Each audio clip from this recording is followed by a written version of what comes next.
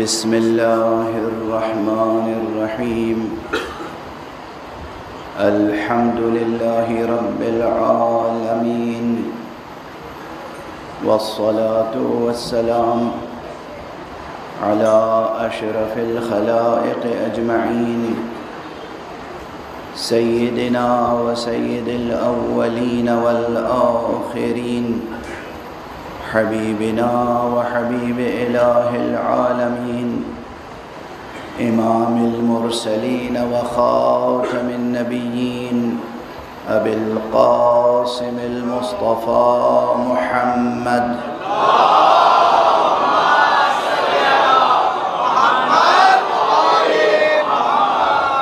وعلى أهل بيته الطيبين الطاهرين الهداة المهديين المعصومين المظلومين، واللعنة الدائمة على أعداء الحق والدين. أما بعد، فقد قال الله تعالى عز اسمه في محكم كتابه ومتقن خطابه: بسم الله الرحمن الرحيم. الله نور السماوات والأرض، مثل نوره كمشكاة فيها مصباح، المصباح في زجاجة، الزجاجة كأنها كوكب دري يوقد من شجرة مباركة زيتونة لا شرقية ولا غربية، يكاد زيتها يضيء ولو لم تمسسه نار، نور على نور. صدق الله العلي العظيم. اللهم صل على محمد وآل محمد. ایک اور بلندتر صلوات پڑھ لیں.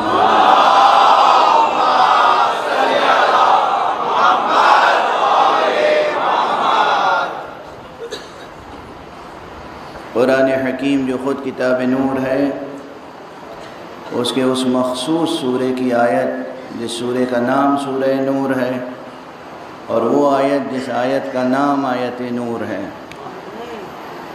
اور جس میں حق سبحانہ و تعالی نے علم و ہدایت کے شجرہ نور کا تعارف کرایا ہے. علم و ہدایت. علم خود نور ہے، ہدایت خود نور ہے. مجازن ہی نہیں، حقیقتاً نور ہے. کبھی یہ ہوتا ہے کسی چیز کو مجازن، یعنی ایک تشبیہ کے طور پر، سیملی کے انداز میں یا میٹافوریکل ایکسپریشن میں، وہ جو فیگرز آف اسپیچ ہیں، جو صنائع ہیں، بدائع ہیں، جنہیں بہت ٹیکنیکل لٹریری ٹرمینالوجی میں محسنات لفظیہ اور محسنات معنویہ کہتے ہیں، جو ادب و بلاغت کی کتابوں میں یہ باتیں ہیں. لیکن بہت مشکل لفظیں میں کہتا ہوں، پھر ہر لفظ کو آسان بنا دیتا ہوں، تو ہر لفظ کی طرف توجہ کیا کیجئے. ایسا نہ ہو کہ مشکل لفظ سنی تو بس وہیں ٹھٹک کے رہ گئے، آگے بھی سن لیا کیجئے. اور کہتا اس لیے ہوں تاکہ یہ الفاظ اس منبر سے آپ کے پردہ سماعت تک پہنچتے رہیں اور آپ کے دل و دماغ میں نقش ہو جائیں. منبر حسینی اور مجلس حسینی کے فیوز و برکات تو بے شمار ہیں، لیکن اس میں سب سے سامنے کی جو خیرات بڑھتی ہے یہاں سے، وہ تہذیب سخن کی خیرات.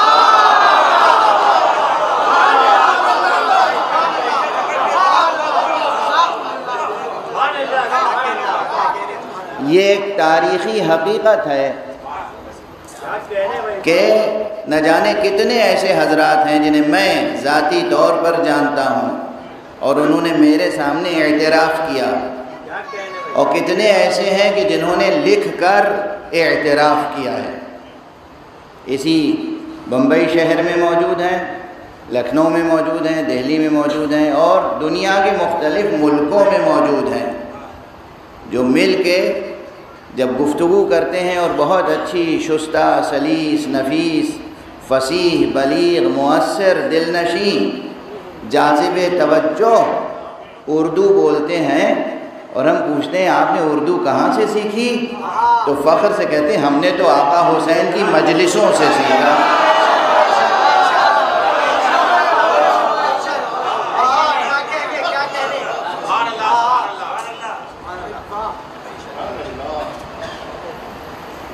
کیا کیفیت ہوگی، کتنی پاکیزہ ہوگی وہ مجلس جس مجلس میں شرکت ہو جائے تو لوگوں کی زبان پاک ہو جاتی ہے۔ زبان کا پاک ہو جانا اور بلند ہو جانا یہ نشانی ہے کہ یہاں انسان کے فکر و خیال کی دنیا بھی نورانی ہو جاتی ہے۔ تو یہ قدریں باقی رہنی چاہیے۔ روزانہ یہ ضد نہ کیا کیجئے کہ مولانا آسان زبان بولیے۔ ہم ممبر سے اترنے والے نہیں ہیں، ہم کھینچ کے آپ کو اوپر لانے والے ہیں۔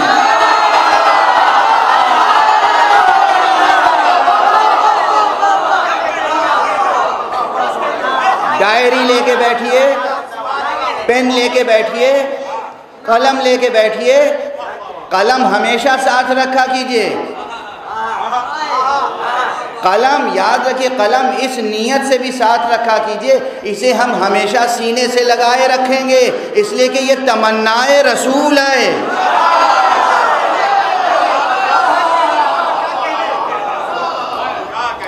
رسول نے آخری وقت ایک چیز مانگی تھی،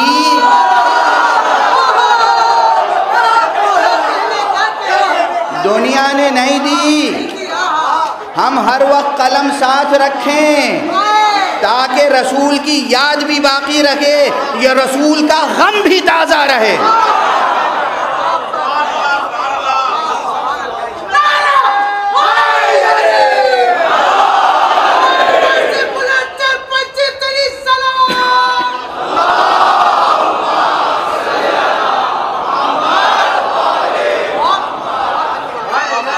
حضور صلی اللہ علیہ وآلہ وسلم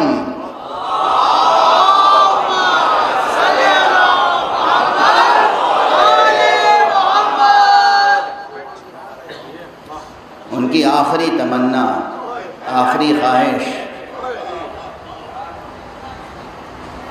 جو پوری نہ ہو سکی۔ ذرا سوچئے گا، آپ توجہ سے سن رہے ہیں، میں تو کبھی کبھی بلکہ اکثر راتوں میں، تنہائیوں میں یہ روایتیں پڑھ کے گریا کرتا ہوں، دل امنڈ آتا ہے۔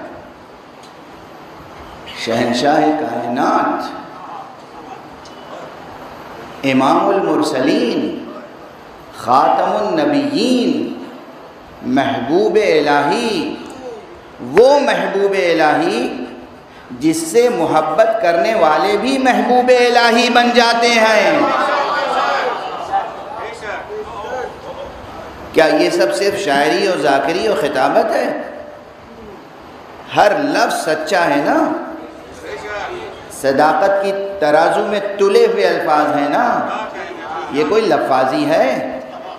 وہ رسول جو خاتم النبیین ہے، جو امام المرسلین ہے، جو رحمت للعالمین ہے، جو معلم انسانیت ہے، جس کے صدقے میں انسانوں کو اور کلمہ گویوں کو دنیا بھی ملی، آخرت بھی۔ اور وہ رسول آخری وقت میں بیماری کی کیفیت میں ایک چیز طلب کرے اور نہ ملے، کیا یہ غم بھلا دیا جائے گا؟ کبھی کبھی پورے تاریخی قضیوں کا محاکمہ کسی ایک نقطے سے ہو جاتا ہے۔ جو تاریخی اختلافات ہوتے ہیں ایک نقطے سے تو قلم سے محبت کیجئے، قلم سے عشق کیجئے، قلم کو ہمیشہ سینے سے لگائے رکھیے۔ اور ایک بات اور عرض کروں، اس آسمان کے نیچے اور اس زمین کے اوپر اللہ کی اس انسان کے اوپر سب سے بڑی نعمت کا نام معصومین کے وجود کے بعد یہ قلم ہے، قلم۔ سورہ اقرا پڑھ لیجئے، سورہ اقرا میں قلم کا کس انداز سے تذکرہ ہوا ہے؟ اور یہ قلم جو ظاہری ہے یہ تو بس ظاہری قلم ہے، اس کا بھی احترام سکھایا ہے حدیث میں، تاکید ہے قلم کا احترام کرو۔ وہ پرانے زمانے میں کلک کے قلم ہوتے تھے نا، سیٹھے کا تختی پہ لکھنے والا قلم، تو اسے تراشتے تھے، اس کے تراشے زمین پہ گر جاتے ہیں۔ حدیث میں ہے وہ تراشے زمین پہ نہ گرنے دو، اسے اٹھا کے احترام سے دفن کرو، یا کہیں ایسی جگہ رکھو جہاں تمہارے پیروں کے نیچے نہ آئے۔ قلم کا احترام سکھایا گیا، کیوں؟ چونکہ وہ وسیلہ کسب علم ہے۔ کیا ہے؟ علم حاصل کرنے کا ایک ظاہری ذریعہ ہے قلم۔ چونکہ علم حاصل کرنے کا ایک ظاہری مادی ذریعہ ہے قلم، تو اس کی یہ عزت سکھائی، تو جو باب شہر علم ہوگا اس کی کیا عزت ہوگی، جو شہر علم ہوگا اس کی کیا عظمت ہوگی۔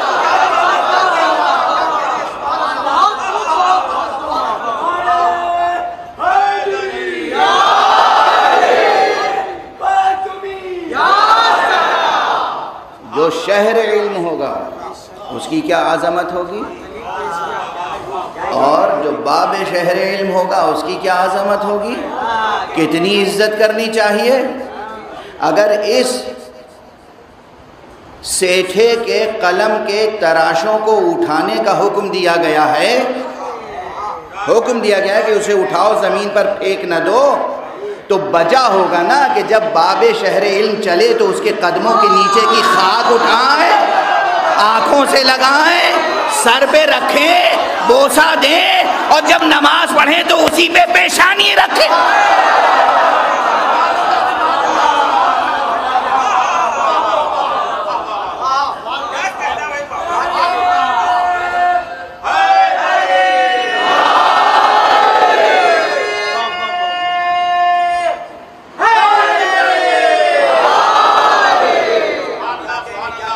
اب بہرحال یہ سب تو وہ برجستہ جملے ہیں جو فوراً آپ کو مخاطب کرتے وقت اور آپ کو مخاطب کرتے وقت زبان پر جاری ہوتے چلے جاتے ہیں، کہتا چلا جاتا ہوں۔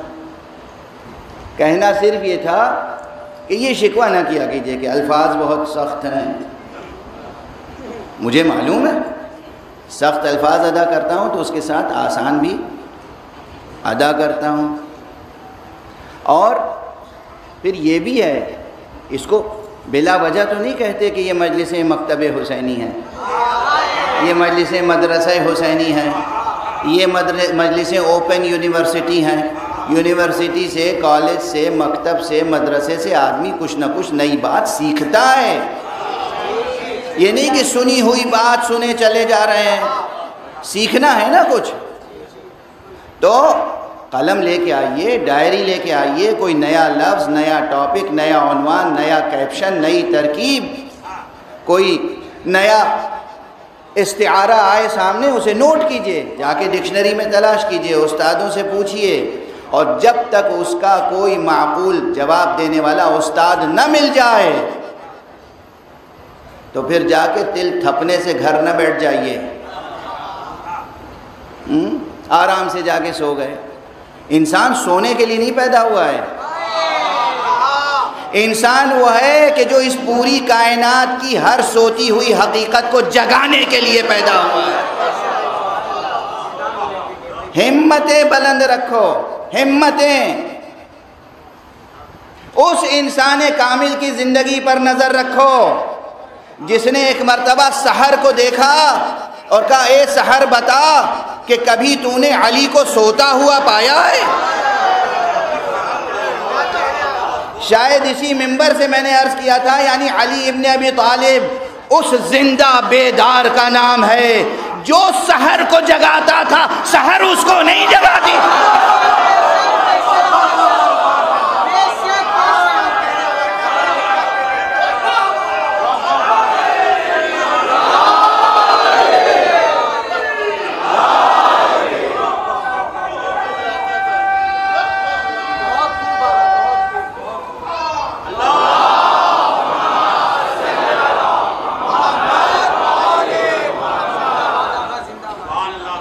علی سحر کو جگاتے تھے، سحر علی کو نہیں بیدار کرتی تھی۔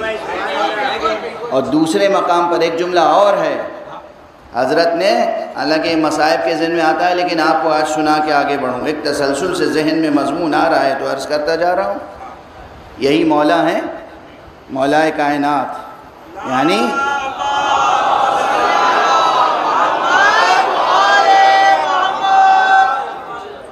یعنی آقا حسین کے بابا، یہی مولا علی ہیں۔ سر شگافتہ ہو چکا ہے، ضربت لگ چکی ہے، مسجد سے جب گلیم میں لایا گیا ہے گھر پر تو بس چند لمحوں کے بعد کہا کہ سب لوگ ہٹ جاؤ، مجھے تنہا چھوڑ دو اور مجھے گھر کے محراب عبادت میں تنہا چھوڑ دو۔ اور اس وقت تک مشغول ذکر و تسبیح و تحلیل و تمجید الہی کرتے رہے جب تک سورج نکل نہیں آیا۔ اور جب اس روز سورج نکل رہا تھا تو پھر علی نے سورج سے پوچھا، اے سورج بتا کبھی تو نے علی کو سوتا ہوا پایا؟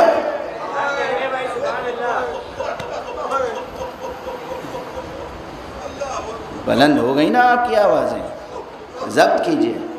یہ ہے امام علی، یہ ہے امیر المؤمنین، یہ ہے امام المتقین، یہ ہے مولا الموحدین، یہ ہے وہ ذات گرامی جسے اللہ نے وہ لقب دیا ہے جو اس کے لیے مخصوص ہے، یعنی اللہ بھی مولا ہے، رسول بھی مولا ہیں، علی بھی مولا ہے، یہ ہے ذات گرامی۔ تو بات سے بات نکلتی ہی چلی جا رہی ہے، میں عرض کر رہا ہوں کہ جناب امیر المومنین علی ابن ابی طالب علیہ السلام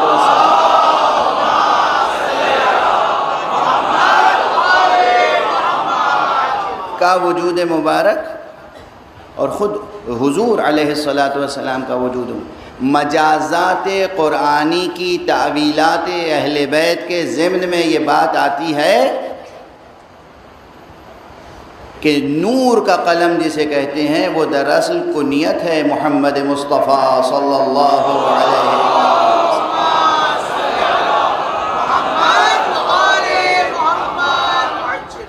اب یہ تعویلات کی بات ہے، دیکھیے ہم تو خدا کی قسم کھل کے فضائل پڑھ نہیں پاتے، ورنہ لوگوں کا سنبھالنا مشکل ہو جائے گا۔ ہاں، لوگ فضائل کا تحمل نہیں کر سکتے۔ کیا ہے حقیقت محمدیہ، کیا ہے حقیقت علویہ، کیا ہے حقیقت فاطمیہ، کیا ہے حقیقت حسنیہ، کیا ہے حقیقت حسینیہ، یہ ساری نوری حقیقتیں اور نورانی حقیقتیں آیت نور کے ضمن میں موجود ہیں، شجر نور کا تذکرہ ہے۔ تو آج ایک بات کی طرف اشارہ کروں، صرف ایک بات کی طرف۔ اتنے مسائل سامنے ہوتے ہیں، مجھے معلوم ہے ایک موضوع میں نے سامنے رکھا، لیکن اتنے مسائل ہوتے ہیں، تقاضے ہیں زندگی کے، تقاضے۔ مجھ سے تو کوئی کہتا ہے کسی بات کا اعلان کیجئے تو اس اعلان کے لیے بھی ایک تمہید قائم کرنی پڑتی ہے، اور وقت وہی محدود ہے۔ تو بہرحال امام حسین علیہ السلام کے فضائل میں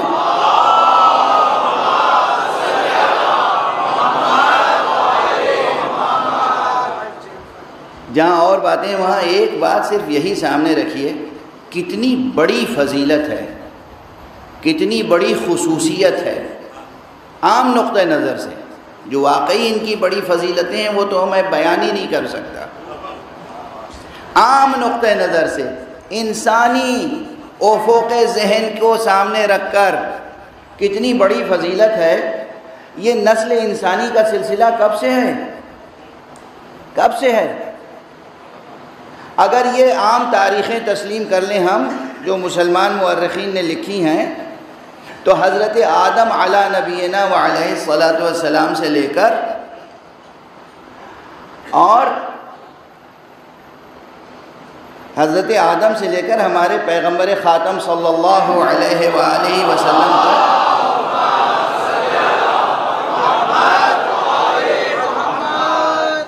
تقریباً 10,000 یا 11,000 یا 12,000 13 14,000 برس ایسے ہی گزرے ہیں عام تاریخ، ٹھیک ہے نا؟ جناب آدم سے لے کر ہمارے آدم سے لے کر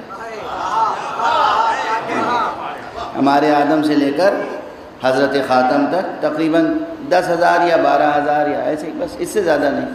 لیکن سوچئے 10,000 سال تک یا 12,000 سال تک تمام انسانوں کی اور خصوصیت کے ساتھ عرب تاریخ کو اٹھا کر دیکھیں، نسل ابراہیم، نسل اسماعیل، قریش، عرب، ہے نا، انبیاء کی تاریخ، انبیاء کی اولادیں، انبیاء کے شجرے اور اوصیاء انبیاء، بہت سے نام مکرر ملیں گے، بہت سے نام ایک سے زیادہ مرتبہ ملیں گے آپ کو، لیکن اس پورے عرصے میں یہ 2 نام اللہ نے اپنے خزانے میں چھپا کے رکھے تھے۔ ہمارے امام حسن سے پہلے اور امام حسین سے پہلے کوئی بچہ ایسا نہیں پیدا ہوا جس کا نام حسن یا حسین رکھا گیا۔ خود یہ ایک ظاہری فضیلت ایسی ہے جسے ہم کہتے ہیں عام اصطلاح میں سنگ میل۔ معلوم ہوتا ہے کہ اس کے پہلے انسانی دنیا کچھ اور تھی، اس کے بعد انسانی دنیا کچھ اور ہوگی۔ اور عرب کلچر کیا تھا؟ آج بھی اٹھا کے جو اسٹوڈنٹس ہیں جا کے دیکھیں، جو لوگ کلچرل ہسٹری پہ ریسرچ کرتے ہیں، عرب کلچر یہ تھا کہ اپنے بیٹوں کا نام عموماً اب کیا قبیح رکھتے تھے۔ دیکھ لیجئے کیسے کیسے نام ہیں، صخر، حرب، امیہ، مطلب اور بہت سے نام لوں یا نہ لوں، چھوڑیے جانے دیجئے۔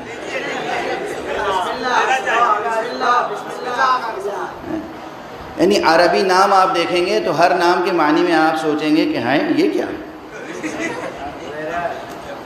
ہے؟ صخر یعنی کیا؟ چٹان، پتھر۔ اب کسی آدمی کا نام رکھ دیے چٹان۔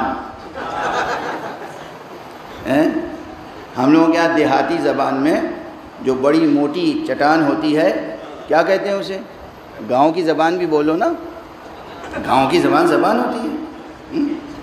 بڑی بھاری چٹان جو کسی سے نہ اٹھے اسے ہم نے سنا ہے، اور یہ کوئی زبان کا حصہ ہے، بھوجپوری زبان ہے اور اودھی زبان ہے اور کتنی زبانیں ہیں۔ تو جب گھر بنتا ہے، مکان بنتا ہے، کہتے ہیں بھوٹ اٹھا لاؤ۔ اب کسی انسان کا نام رکھ دیجئے، کسی انسان کا نام رکھ دیجئے چٹان، پتھر۔ ارے ہمارے ہاں تو بہت سے بڑے مورخ کا نام ہے، کیا؟ ابن حجر۔ کیا نام ہوا؟ حجر۔ حجر کسے کہتے ہیں؟ پتھر۔ پتھر کے یہاں بھی بیٹا ہوتا ہے۔ اب یہ عرب کلچر تھا، ان میں کسی کا مذاق نہیں اڑا رہا، یہ کلچرل ہسٹری ڈسکس کر رہے ہیں۔ ابن حجر، اور بھی عجیب عجیب نام ہیں۔ کسی کا نام کثیر ہے، اور جب ابن کثیر کہا جاتا ہے تو ذہن کو عجیب جھٹکا لگتا ہے کہ یہ کیا نام ہوا؟ کثیر کا بیٹا، کثیر یعنی زائد، بہت سے۔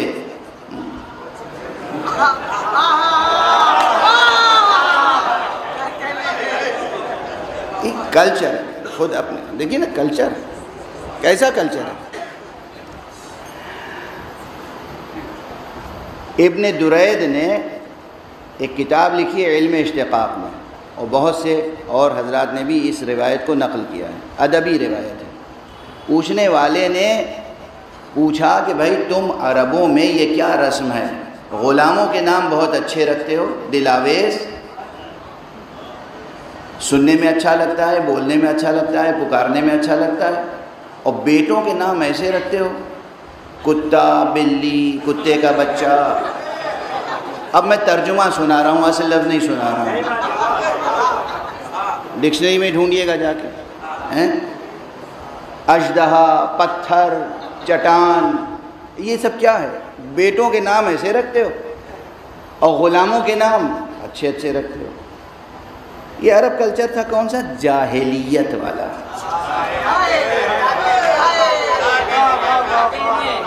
جاہلیت. کہا کہ ہم اپنے بیٹوں کا نام رکھتے ہیں دشمنوں کے لیے، غلاموں کا نام رکھتے ہیں اپنے لیے.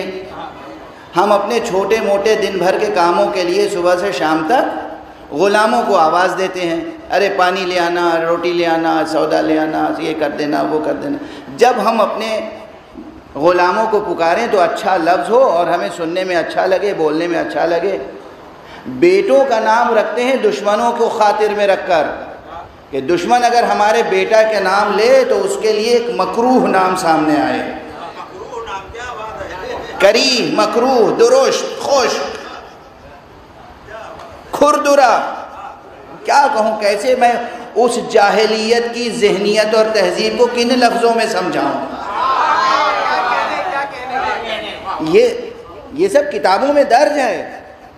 اچھا، تو جس تہذیب میں اور کلچر میں یہ تھا کہ بیٹوں کے نام ہمیشہ مکروہ رکھے جائیں یا سخت رکھے جائیں، درست رکھے جائیں، دشمنوں کو سامنے رکھ کے ذہن میں رکھ کے نام رکھے جائیں، نام رکھنا یہ بہت بڑی کلچرل علامت ہے.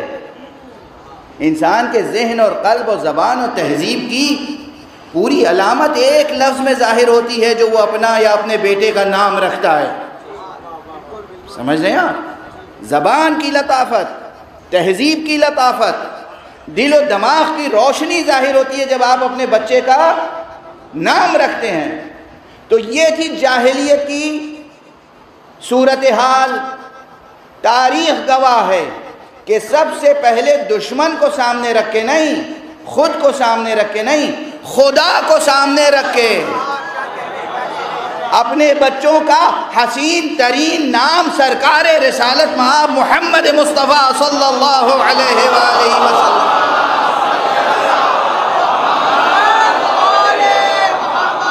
نے رکھا، اور بأمر الہی رکھا، خدا کے حکم سے رکھا، خدا کا بتایا ہوا نام رکھا.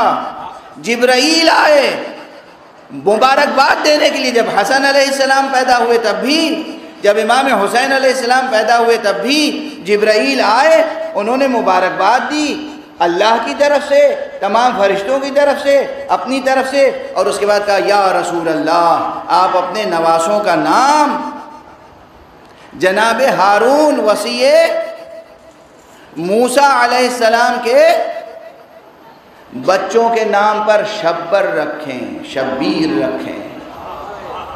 پیغمبر نے فرمایا یہ سریانی اور عبرانی زبانوں میں نام ہیں، ہم تو عربی زبان رکھتے ہیں. کہا پھر شبر کا نام حسن رکھیے، شبیر کا نام حسین رکھیے.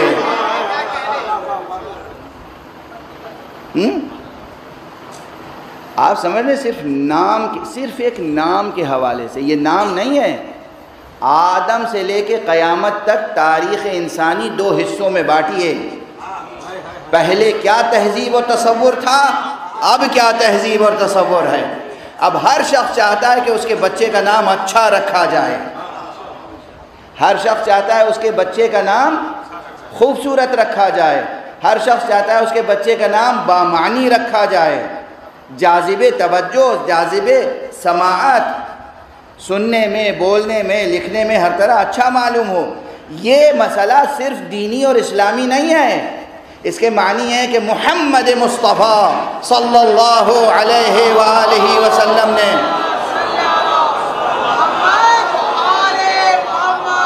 پورے عالم انسانی کی سوچ بدل دی، فکر بدل دی، تہذیب بدل دی اور بچوں کی قدر شناسی سکھا دی۔ تو خود یہ نام نامی حسین تاریخ کا منفرد نام ہے۔ آقا حسین سے پہلے کسی کا نام حسین نہیں ہوا۔ اب بعد میں لوگ ان کے نام نامی پہ اپنا نام رکھتے ہیں، بچوں کے نام رکھتے ہیں، یہ ایک الگ بات ہے۔ ان سے پہلے کسی کا نام حسین نہیں ہوا، اور ان کے بھائی حسن سے پہلے کسی کا نام حسن نہیں ہوا۔ اور پھر حسن اور حسین دونوں نام مشتق کس مادے سے ہیں؟ روٹ ورڈ کیا ہے؟ حسن، ہے سین نون، حسن۔ اور یہ حسن ہر طرح کا حسن جہاں بھی ہو کائنات میں، اس کا سرچشمہ تلاش کیجئے گا تو ان دو جوانوں میں مل جائے گا۔ بہشت کا حسن بھی انہی کے دم قدم سے قائم ہے، اس زمین کا حسن بھی ان کے دم قدم سے قائم ہے، کہکشاؤں کا حسن بھی ان کے دم قدم سے قائم ہے۔ خدا کی قسم یہ اللہ کے 5 انوار وہ ہیں کہ پوری کائنات میں، مخلوقات میں، امکانات میں جہاں کہیں بھی روشنی کی کوئی کرن یا نور کا کوئی پرتو ہے، وہ انہی کے روح مبارک کا عکس ہے۔ یہ ہے نور مجرد، خصوصیت کے ساتھ حضرت امام حسین علیہ السلام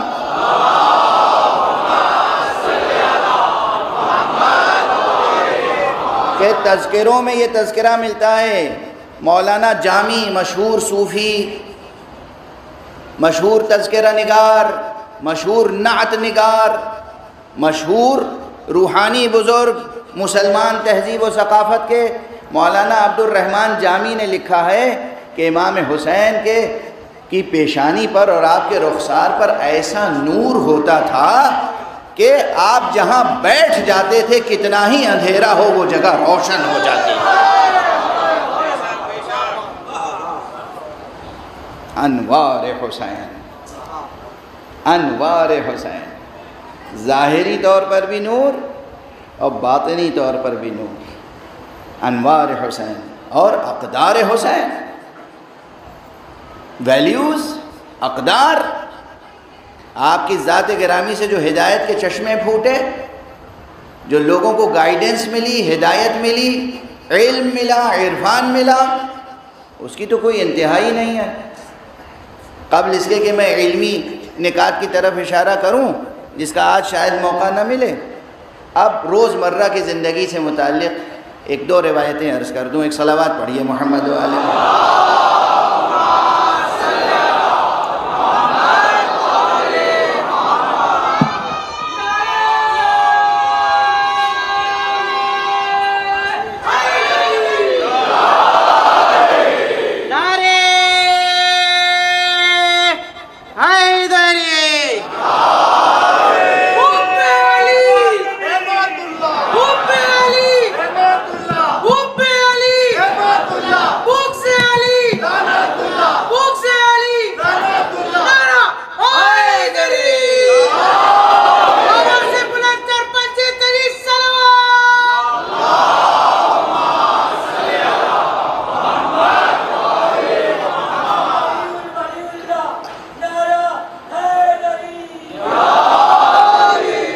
امام حسین تشریف لے جا رہے ہیں۔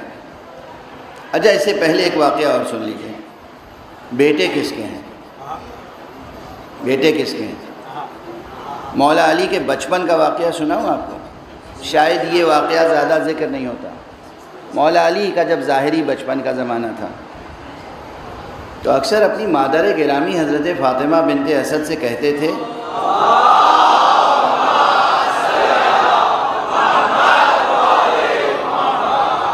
مادر گرامی وہ پڑوس میں جو ایک گھر ہے نا وہاں جو بچہ ہے فلاں، میرا حصے کا آدھا کھانا اسے دے دیجیے گا۔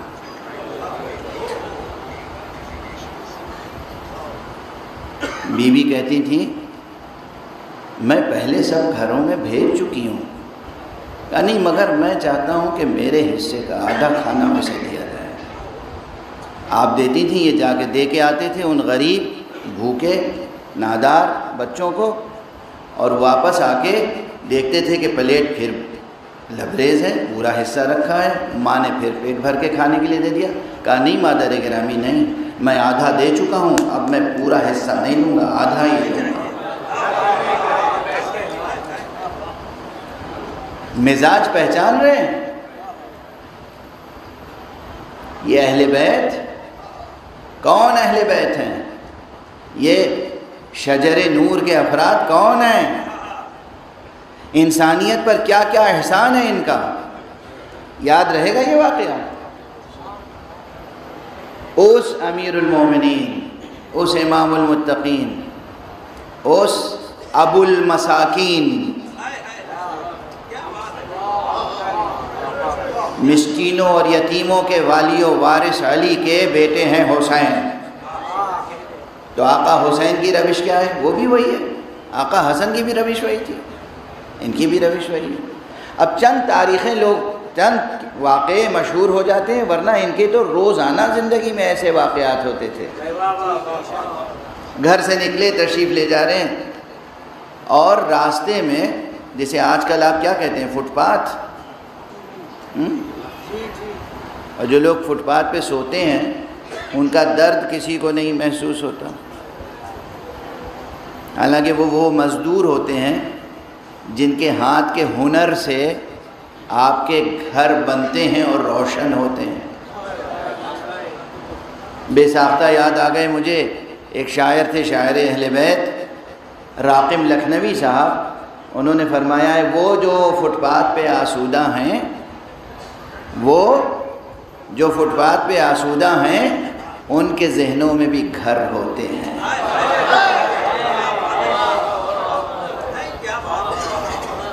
وہ جو فٹ پاتھ پہ آسودہ ہیں ان کے ذہنوں میں بھی گھر ہوتے ہیں۔ بہرحال ان کی کون قدر کرتا ہے؟ ماشاءاللہ جس کے پاس جتنا زیادہ روپیہ پیسہ ہو جاتا ہے وہ اتنی ہی اونچی گاڑی پہ بیٹھ کے زن سے نکل جاتا ہے۔ کون رک کے دیکھتا ہے؟ کون ٹھہر کے کسی کو دیکھتا ہے کیا کھا رہا ہے، کیسے کھا رہا ہے؟ آقا حسین اپنے فرس پر ہیں، گھوڑے پر چلے جا رہے ہیں، دیکھا کہ کچھ حبشی جوان، حبشی سیاہ غلام، سلیوز، یہ بیٹھے ہوئے سوکھی روٹی کھا رہے ہیں، اور ان میں سے ایک نے کہا ابو عبداللہ ہمارے پاس یہی میسر ہے، آئیے آپ ہمارے ساتھ بھی کھانا کھا لیجیے۔ آقا نے فوراً گھوڑا روکا، اتر آئے، وہیں زمین پر ان کے ساتھ بیٹھ گئے۔ حسین حسین حسین، شفقت کے ساتھ، محبت کے ساتھ بیٹھے، اور تھوڑا سا جو بھی اس سوکھی روٹی سے کھایا، اور جب دیکھا کہ سب کھا چکے، کہا دیکھو بھئی تم نے ہمیں دعوت دی، ہم نے تمہاری دعوت قبول کی، اب میں دعوت دے رہا ہوں، سب لوگ چلو میرے ساتھ۔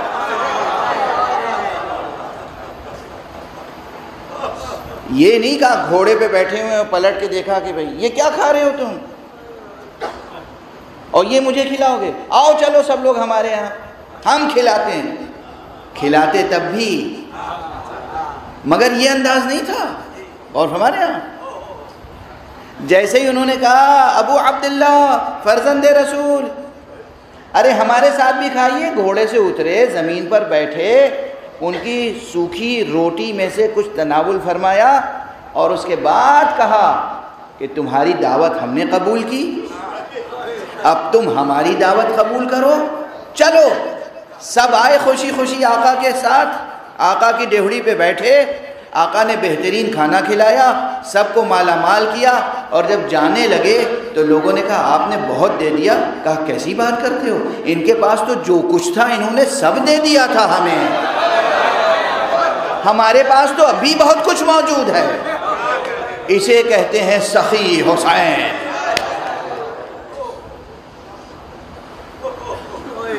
پہچانا حسین؟ کون ہے حسین؟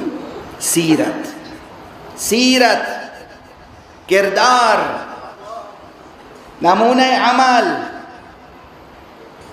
کیا مقام طہارت ہے، کیا مقام عظمت ہے، کیا نور کے پیکر ہیں یہ. میں عرض کر چکا ہوں فردوس کے مالک ہیں، عرش نشیں ہیں، افلاک نشیں ہیں. اور کس طرح غریب فقیر غلاموں کے ساتھ بیٹھ گئے، خاک پر تناول فرمایا اور کس طرح انہیں نوازا. ایک واقعہ اور سن لیجئے. میں محسوس کر رہا ہوں آپ کی آنکھوں میں آنسو آ رہے ہیں، اور میں یہی چاہتا ہوں صبر سے سنیں، صبر سے سنیں. شور واہ واہ کا، سبحان اللہ کا اپنی جگہ اس کا اپنا ایک حسن ہے. یہ سنیں، آنکھوں سے آنسو بہیں تو اسے ضبط کریں، دل کو گداز کریں. دل سخت ہو گئے نا، ان دلوں کو نرم بنائیں، گداز بنائیں. ایسا دل کو وسیع کریں کہ ساری انسانیت کی سمائی ہو اس میں.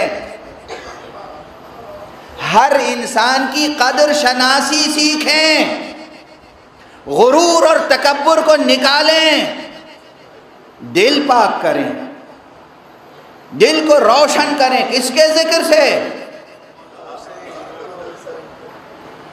نور خدا حسین، آفتاب امامت حسین، ماہتاب ولایت حسین. وہ حسین جس کے لیے رسول نے کہا ہے حسین منی وانا من حسین. وہ حسین جس کے لیے رسول نے کہا ہے. میں اکثر یہ حدیثیں ہی سناتا ہوں. کیوں؟ اس لیے کہ یہ سادہ سے جملے وہ ہیں جو آپ کو یاد ہیں، یاد ہو سکتے ہیں نئی نسل کو، بچوں کو. اور پھر یہ وہ ہیں جو چیلنج ہے پورے عالم اسلام میں. کوئی ایسا نہیں ہے جو کہے یہ حدیث آپ نے کمزور یا ضعیف یا غلط سنا دی. حدیث آپ نے بھی لکھی، آپ کی کتابوں میں بھی موجود ہے، آپ کو بھی زبانی یاد ہے، مگر حدیث کے الفاظ کی گہرائی میں اترنے کی کوشش نہیں کرتے. کون ہے حسین؟ دوسرا واقعہ اسی طرح سن لیں. آقا تشریف لے جا رہے ہیں، تشریف لے جا رہے ہیں. دیکھا ایک جگہ، وہی کہوں فٹ پاتھ کنارے، راستے کے کنارے ایک حبشی غلام بیٹھا ہوا ہے، مہموم، محزون، غمزدہ، فکر مند. اور اس کے ہاتھ میں روٹی کا ایک سوکھا ٹکڑا ہے. اس کے سامنے ایک، اب یہ لفظ استعمال کر چکا ہوں اور بہرحال زبان کا لفظ ہے، ایک کتا بیٹھا ہوا ہے، بھوکا پیاسا کتا. وہ کتا اسے دیکھ رہا ہے، جانور، اور یہ اس کو دیکھ رہا ہے. دونوں ایک دوسرے کی آنکھوں میں آنکھیں ڈال کے دیکھ رہے ہیں. اور یہ اس روٹی میں سے ایک ٹکڑا اسے کھلاتا ہے اور ایک ٹکڑا خود کھاتا ہے. ایک ٹکڑا اسے کھلاتا ہے، ایک ٹکڑا خود کھاتا ہے. کیا منظر تھا! آقا نے گھوڑا روکا، وہیں کھڑے ہو گئے، گھوڑے سے اترے. دیکھو نیکیوں کی قدر شناسی. آقا حسین کا تذکرہ. کیا سیکھا؟ گھوڑے سے اتر آئے، اس کے پاس آئے. تم کس محبت سے اس کتے کو کھلا رہے ہو؟ کہا ابو عبداللہ، آپ نے دیکھ لیا، فرزند رسول. اصل میں یہ جس نگاہ سے مجھے دیکھ رہا تھا، مجھے یہ بھوکا معلوم ہو رہا تھا. میری غیرت نے یہ پسند نہیں کیا کہ میں کھا لوں اس کے سامنے روٹی بیٹھ کر اور اس کو میں نہ کھلاؤں. تو میں نے اسے بھی کھلایا برابر سے، جتنی روٹی تھی ایک نوالا اسے کھلاتا تھا. ایک دن آپ نے کہا کہ تو کس کا غلام ہے؟ نام پوچھا، اس کے آقا تک پہنچے. کہا یہ غلام میں خریدنا چاہتا ہوں. کہا یا ابن رسول اللہ، یہ آپ کے لیے میں ایسے ہی دے دیتا ہوں. کہا نہیں میں خریدنا چاہتا ہوں. کہا اس میں مسئلہ یہ ہے کہ یہ غلام ایسا ہے کہ جو میری یہ پراپرٹی ہے، یہ باغ ہے، اس باغ کی رکھوالی یہی غلام کرتا ہے. کہا باغ بھی خرید لوں گا تجھ سے.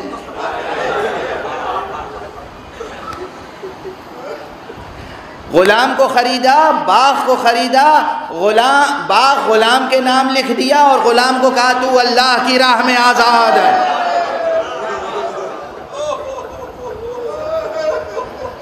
یاد رہے گا یہ واقعہ حسین کا. سخی حسین، مولا حسین، مولا ابن مولا حسین، رحمت عالم کا بیٹا حسین۔ رسول اللہ رحمت عالم ہے نا، یہ واقعہ یاد رہیں گے؟ لوگ آئے دنیا دیکھے، آپ حضرات کے نورانی چہروں کو دیکھیں، ہم تو فضیلت کے واقعات سنا رہے ہیں، آپ بے اختیار گریہ کر رہے ہیں، بس وقت گزر گیا، ختم ہو گیا۔ یہ حسین ہے۔ سن لیجئے ایک واقعہ اور۔ امیر المومنین علی ابن ابی طالب علیہ السلام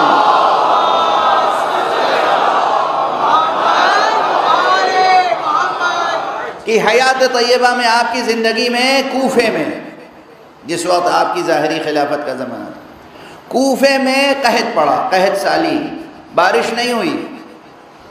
لوگ آئے، یا امیر المومنین، بارش نہیں ہوئی، قحط سالی ہے، زراعت نہیں ہوئی، باغوں میں پھل نہیں آئے۔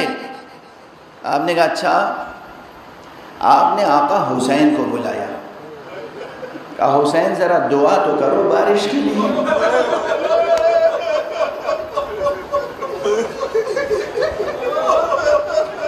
روایت میں ہے آقا حسین نے دونوں ہاتھ بلند کیے، پروردگار اللہم معطی الخیرات منزل البرکات اسقنا ارسل علینا السماء مدرارا واسقنا غیثا غدقا۔ دعا فرمائی پروردگار ہمیں پانی سے سیراب کر دے۔ آقا کی دعا ختم نہیں ہوئی تھی،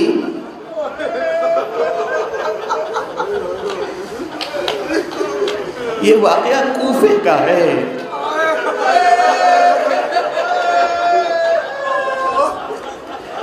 یہ واقعہ کوفے کا ہے۔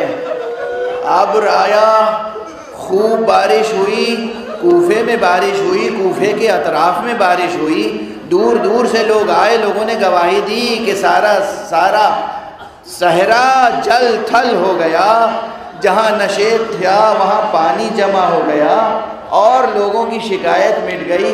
یہی کوفہ ہے جس نے حسین کو پیاسا رکھا۔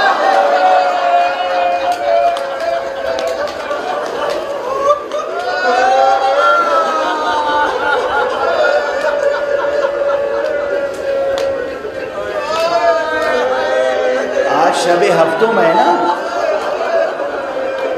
تاریخ میں یہی ہے نا کہ 7ویں محرم سے پانی بند ہو گیا۔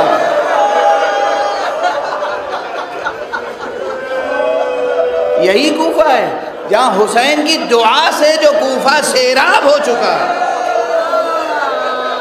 حسین کا یہ احسان بھول گیا۔ اجرکم علی اللہ، خدا آپ کو کسی غم میں نہ رلائے سوائے غم حسین کے۔ غم حسین میں کبھی آپ کی آنکھیں خشک نہ ہوں۔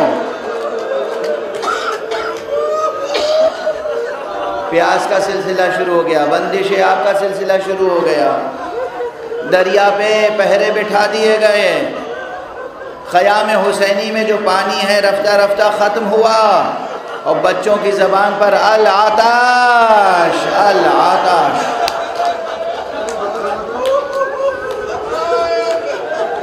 اب چند شبیں رہ گئی ہیں، اب رونے میں بخل سے کام نہ لیجیے گا۔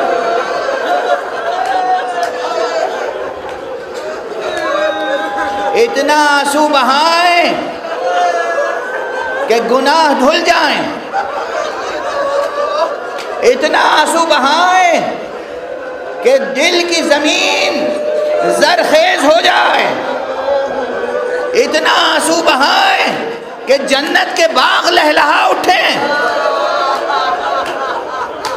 آپ اپنے ان آنسوؤں کی قدر و قیمت جانتے ہیں؟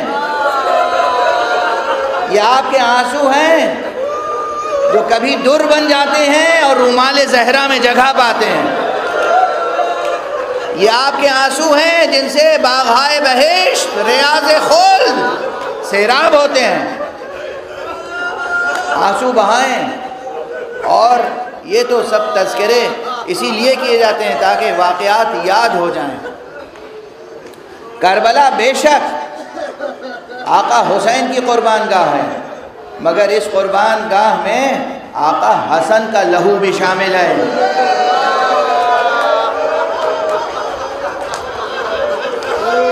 آج ذرا مختلف طریقے سے میں مسائل پڑھوں گا۔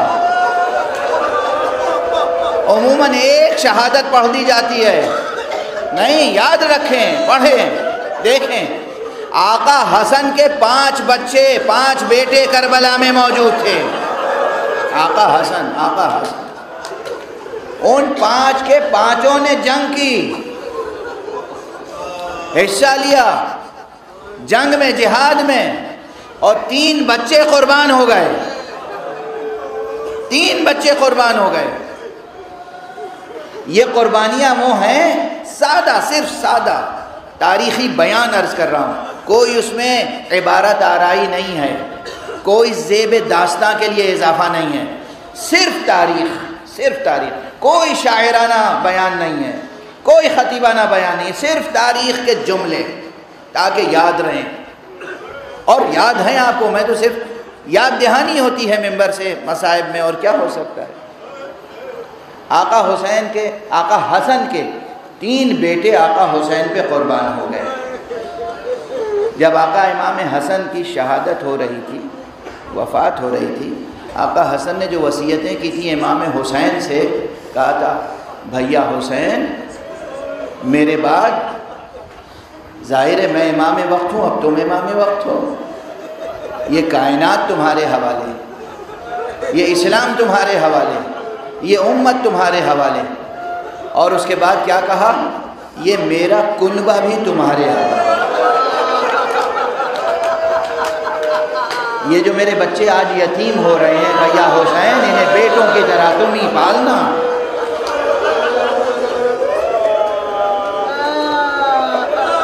بیٹا بھیا حسین قاسم تمہارے حوالے، عبداللہ تمہارے حوالے، محمد تمہارے حوالے۔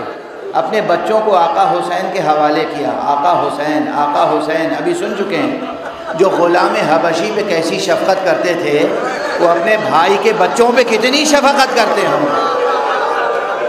اسی لیے میں کہتا ہوں آقا حسین نے قاسم کو جینے کے لیے پالا تھا، مرنے کی اجازت کیسے دیتے؟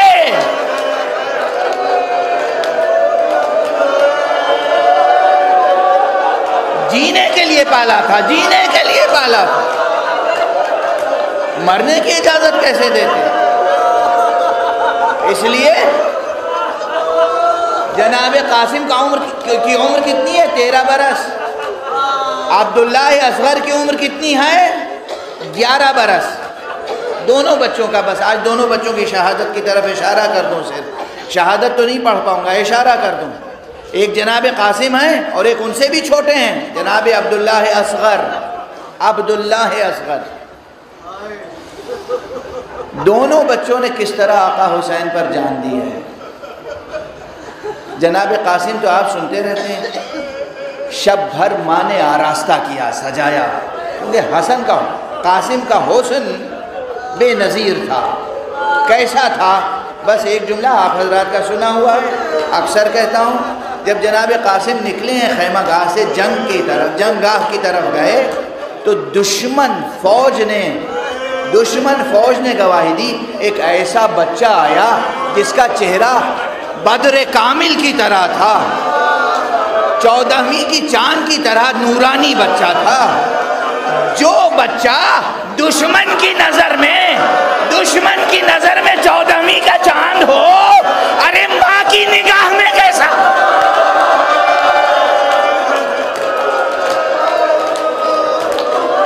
ماں کی نگاہ میں کیسا ہوگا؟ چچا کی نگاہ میں کیسا ہوگا؟ گھر والوں کی نگاہ میں کیسا ہوگا؟ قاسم آئے، 13 برس کا سن،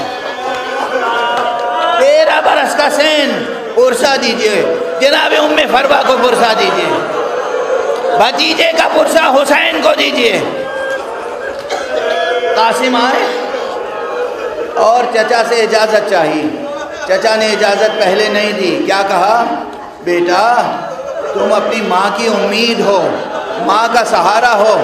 فوراً کہا امو جان، چچا جان، ارے میری ماں نے سجا کے بھیجا ہے، یہ تلوار ماں نے باندھی ہے کمر میں، میری ماں راضی نہیں ہوں گی اگر میں قربان نہ ہوا۔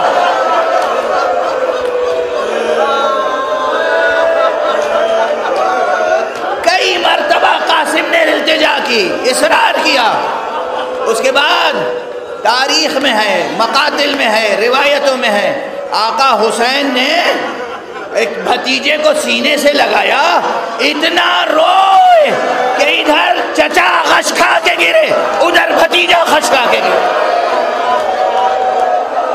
قاسم کا جدا کرنا حسین کے لیے آسان نہیں تھا، آسان نہیں تھا۔ بالآخر بہت سی تفصیلات جو آپ سنتے رہتے ہیں مختلف ذاکروں سے، اسے میں ذکر نہیں کر رہا ہوں، وقت بھی نہیں ہے۔ جناب قاسم نے اجازت لے لی چچا سے، میدان میں گئے۔ انداز کیا ہے ذرا دیکھیے تو، معصومیت کا کیا عالم ہے، شجاعت کیسی ہے، بہادری کیسی ہے، دشمن سے بے پرواہی کیسی ہے، زندگی اور اس دنیا سے بے پرواہی کیسی ہے۔ کہتے ہیں کہ زرہ بھی جسم پر نہیں تھی، ایک ہلکا سا کرتا، اور گھوڑے پر تشریف فرما ہوئے تو پاؤں رکاب تک نہیں پہنچتا تھا۔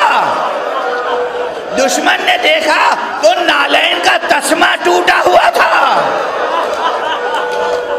جنگ کے لیے جا رہا ہے شہزادہ، جنگ کے لیے جا رہا ہے امام زادہ۔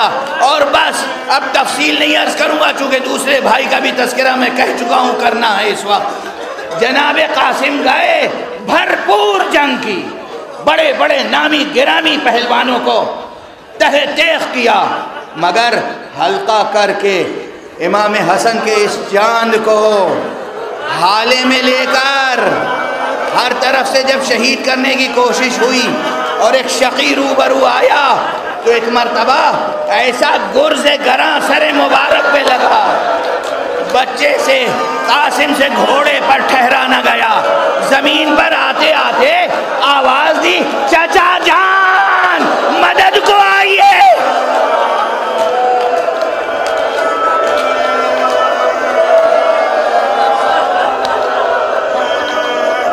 بہت روئیں گے آپ، بہت گریہ کریں گے۔ ارے محرم کی مجلسیں تو ہوتی ہی ہیں گریہ کے لیے۔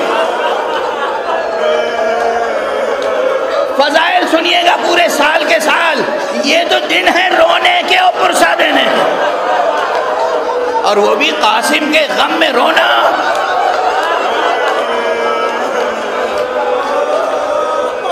سنیے، آقا گئے، آقا گئے، جب گئے تو آپ نے دیکھا کہ ایک شقی ہے جو چاہتا ہے کہ جناب قاسم کا سر جدا کرے۔ امام سے دیکھا نہیں گیا، تلوار کھینچ کے حملہ آور ہوئے، کہا وائے ہو تجھ پر، لعنت ہو تجھ پر، لعنت ہو تجھ پر، وائے ہو تجھ پر، میرے رہتے ہوئے میری نگاہوں کے سامنے قاسم کا سر جدا کرنا چاہتا۔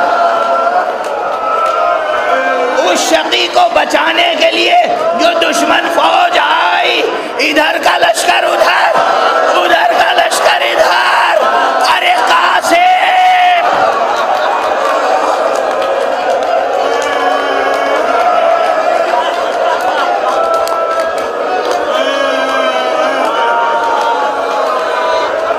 آقا حسین کو ایک جملہ کہنا پڑا، ایک جملہ۔ کیا جملہ تھا؟ میرے بچے قاسم، مجھے شرمندگی ہے، میں شرمندہ ہوں کہ تم مدد کے لیے پکارو اور میں مدد بھی نہ کر پاؤں۔ اجرکم اللہ، خدا آپ کی زندگیوں میں برکت عطا فرمائے، آپ خوب پرسہ دے رہے ہیں۔ بس قاسم کے چھوٹے بھائی کا کارنامہ بھی سن لیجئے۔ یہ کارنامہ اس وقت ہے جب سب ختم ہو چکے ہیں، اصغر بھی شہید ہو چکے ہیں۔ آقا حسین جب گھوڑے سے زمین پر آئے، آقا حسین جب گھوڑے سے زمین پر آئے تو در خیمہ سے ایک بچہ نکلا 11 برس کا، اور اس نے دیکھا کہ کوئی شقی ہے جو چچا کے سر پہ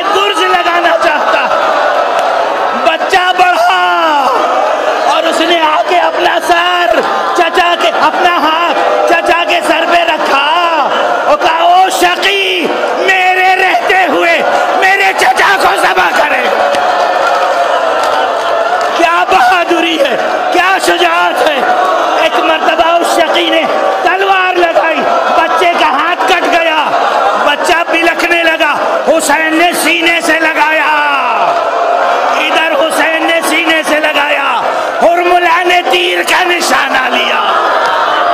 یہ حسن کا بچہ حسین کے سینے سے لگ کر شہید ہو گیا۔ واہ حسنہ، واہ قاسمہ، واہ حسین۔